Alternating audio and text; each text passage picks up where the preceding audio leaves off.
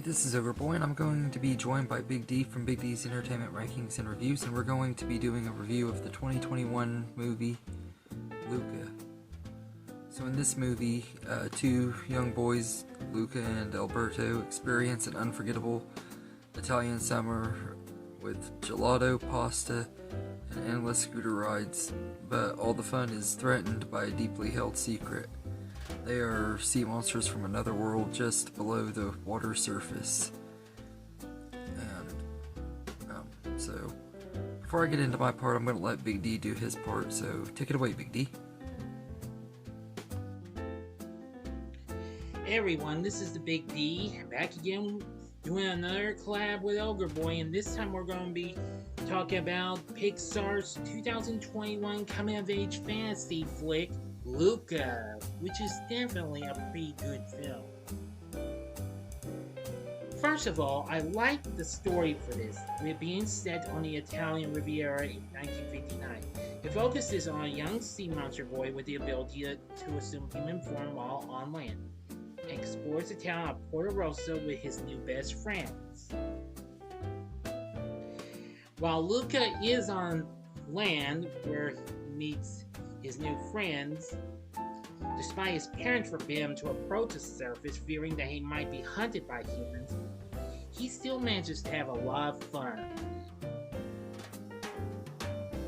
Now, I agree with what critics say about this film, since I've already reviewed this film when it first came out on Disney Plus back in the summer of 2021 because it failed to come because the pandemic was still occurring.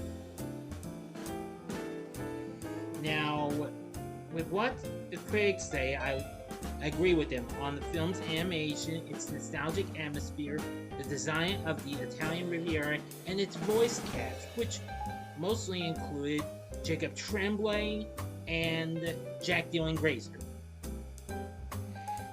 Now, I like the voice acting performances of Jacob Tremblay voicing Luca. He did an exceptionally good job. Jack Dylan Grazer did a good job in voicing Alberto, while Emma Berman, who was also very good, voiced the character Julia. There's also a few other pretty good voice acting cast members, including Maya Rudolph, Jim Gaffigan, and even Sacha Baron Cohen. But the voice acting cast for this one was really good. The film's score, composed by Dan Romer, I'm going to say was very good as well. I think this was just so incredible and what have you. I just feel like it was just so amazing. Now, while this film may not have come close to being as big like some of the other Pixar films and what have you, like the Toy Story franchise and Finding Nemo and Finding Dory and what have you, I still like to say this film has a lot of heart in it, what have you. The atmosphere and the design of the Italian Riviera were exceptionally very well done and what have you. So that's, of course, a couple other things I agree with the critics on this here movie. So while this may not be a top 10 favorite Pixar film in my book, but I still say Luca is incredible. It has great design, atmosphere, animation, great characters, great voice acting, great score, and all that stuff. So, as always, thank you for making me a part of this, Overboy, and I would recommend this film to be checked out. So, until our next collab, this is the Big D saying, see ya. Thank you, Big D. It was great to have you on here as always, and everything. I always enjoy having you on here. I can't believe we're already almost done with all these Pixar movies and stuff, but yeah, so I'll go ahead and get into my part. I think this is a pretty good movie. I think Luca is a really likable lead character, and Alberto is great too, and I think they are really likable characters that work really good together and everything. And then you got Julia, who is this girl that they meet, that they become friends with and stuff on land and stuff. She's a human and stuff, and the chemistry between the three of them is just really good. And everything is a really fun coming of age movie with all three of these characters and stuff. And I like how Luca kind of starts to have feelings for her and everything, or at least that's what I took from it and everything. But it was a pretty interesting story and everything. I think that all three of those were really likable characters, and Massimo, Julia's father, is really good too. The animation is pretty good on here, not on the same level as some of Pixar's other movies and stuff. In fact, I'd even go as far to say it's definitely not one of my favorites as far as the looks of the animation goes and stuff. The character designs they're fine and everything, but I feel like they've had better character designs and stuff too. But they look fine enough. Everything just not quite on the same level as some of the other Pixar movies, but it's still really good, and it's a pretty beautiful movie though. And the story is pretty well written too. I think it's pretty good. It's kind of predictable and stuff, but it's still a pretty good story and everything. And we've seen other movies that have tackled this kind of story and everything, although there's a movie that I watched a few months ago called Ruby Gillman Teenage Kraken, which is from DreamWorks Animation, and it is almost exactly like this movie. I had forgotten how similar this movie was to that one and everything. I thought that was kind of crazy and stuff, but yeah, I think it's a pretty good story and everything, and I like the friendship between Luca and Alberto. It's just really well written and everything, and I think the score is pretty good too in here. Not the best Pixar score or anything, but it's still pretty good and everything. As far as the negatives go, I don't have a whole lot, but I do feel like the ending was a little bit anticlimactic and kind of rushed. And everything, like it ends really fast. Like pretty much you go from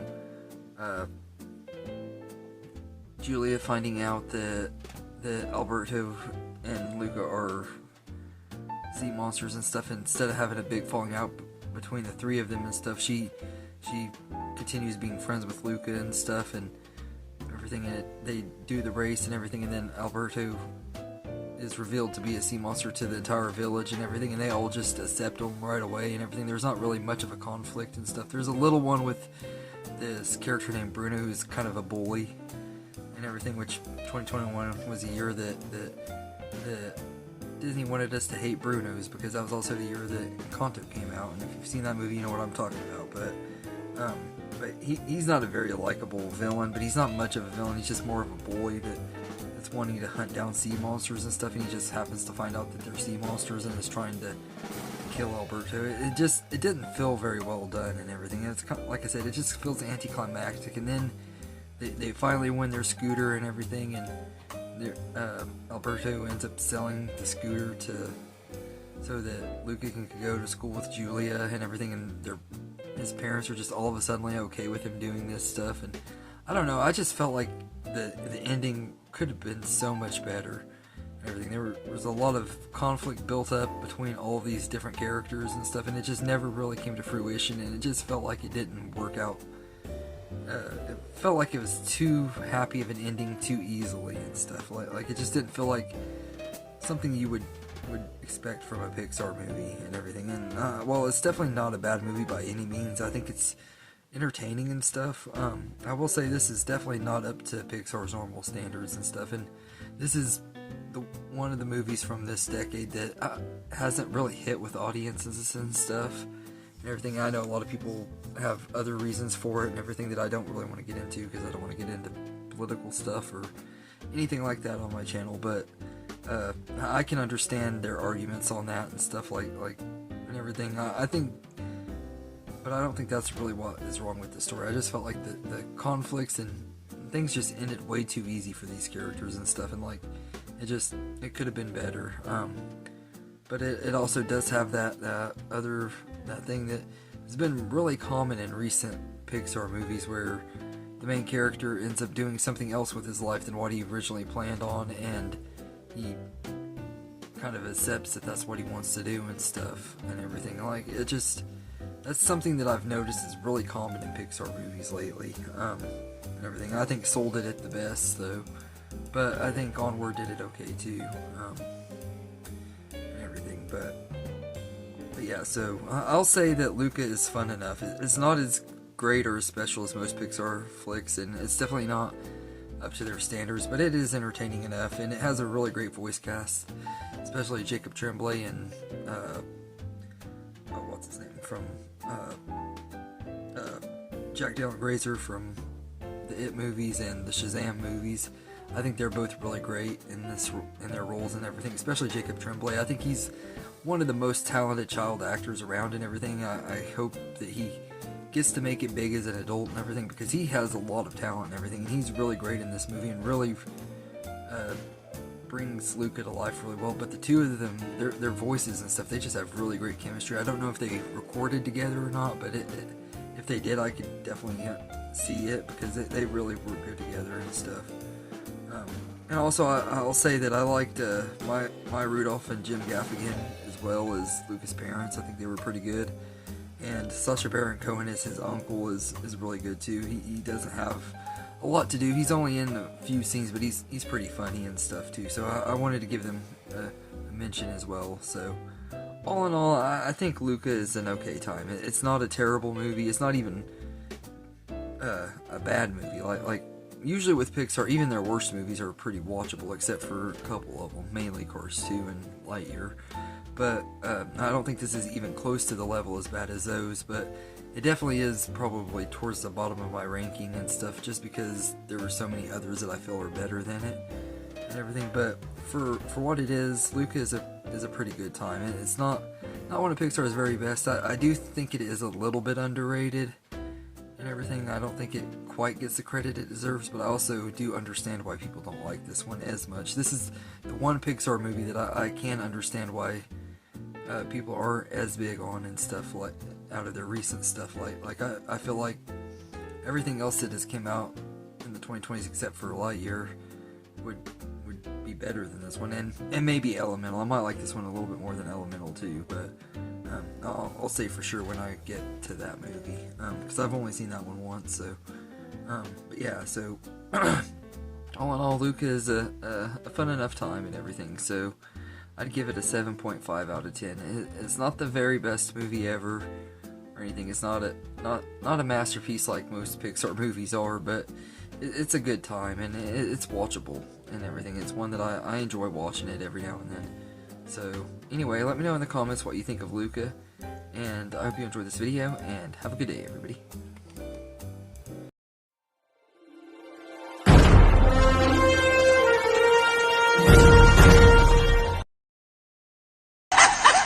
Hee hee!